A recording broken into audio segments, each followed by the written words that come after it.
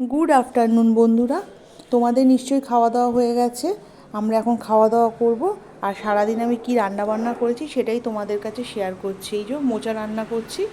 মোচাটাকে এইভাবে প্রথমে ভাপিয়ে নিয়ে একটু মেখে নিয়েছিলাম মশলা দিয়ে। তারপরে এই দেখো কড়াইয়ের মধ্যে আমি সেটাকে নিয়ে ভালো করে কষিয়ে নিয়ে এই যে ভাজা নারকেল আর বড়া করে দিয়েছিলাম, মটর ডালের বড়া।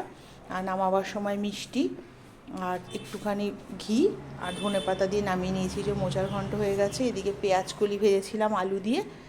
পেঁয়াজ কলিটা সকালে ব্রেকফাস্টে আমরা খেয়েছি। আর এদিকে আমি কুমড়ো রান্না করেছি। কুমড়োটাকে শুকনো লঙ্কা আর পাঁচফোড়ন দিয়ে আর এই যে ছোলা দিয়েছি, দিয়ে রান্না করেছি। আর মাছ পাতুরি করেছি। মাছ পাতুরিটাকে মেখে টেখে বসিয়ে দিয়েছি। আর মাছগুলোকে একটু ভেজে নিয়েছিলাম। ভেজে নিয়ে তারপরে এই লতিটাকে একসাথে দিয়ে এই দেখো মাছ পাতুরি আমার হয়ে গেছে। আর করেছিলাম মাছের কোপ্তা।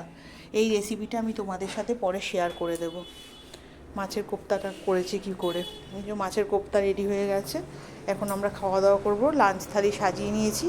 দেখো কুমড়োর তরকারি, এই যে মাছ লতি দিয়ে আর কোপ্তাটা মাছের, আর রয়েছে মোচার তরকারি। টাটা বন্ধুরা।